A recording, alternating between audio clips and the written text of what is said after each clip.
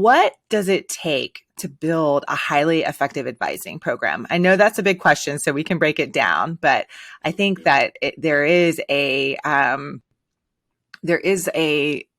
little bit of a magic to it. There are some important ingredients that an advising team needs to be highly effective. And I'm just curious to know what you feel like it takes, or what your experience and research has shown you it takes to build a highly effective advising program. Yeah, Katie, I'm glad you're starting off with such a simple question. I think we could probably talk about that for an hour and a half.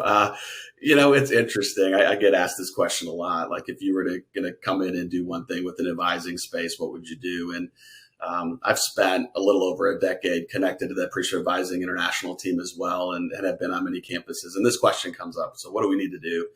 And how do we get kind of mobilized to get the best out of our academic advising teams?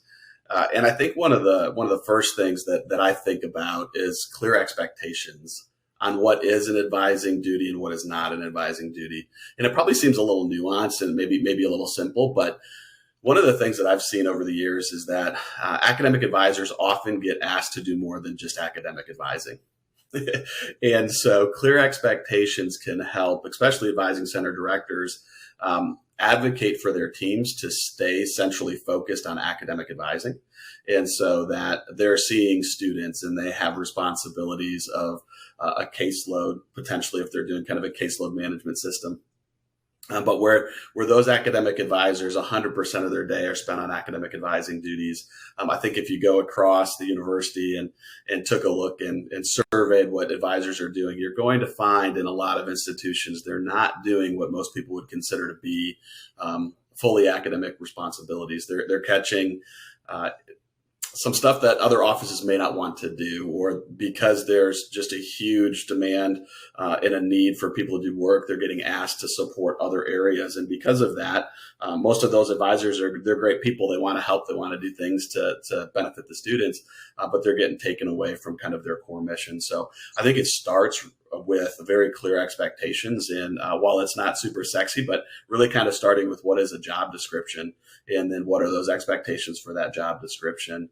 And then once those expectations are there, I think a lot of it comes into how do you set up the advisors to be trained to make sure that they're comfortable with the job that they're going to be doing, that they know their resources, that they understand the importance of referrals and those kinds of things.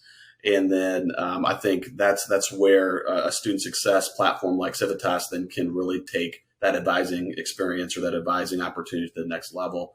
You understand what you're supposed to be doing. You've been trained how to do it. And now you've got a system that can signal the students who are in most need of help, so you can go after those students. And in a time right now where we're at, whether it's because the advising load is too high, or maybe your advising load is okay, but because there's some turnover in the space, you're asked to work with more students. The ability for these signals to come out to know who to focus on is going to be a really big bandwidth decreaser. That's one of the things I hear. There's so much bandwidth. I don't have any bandwidth left. When we know who we need to go after, we can decrease the bandwidth by being smart about what students we target.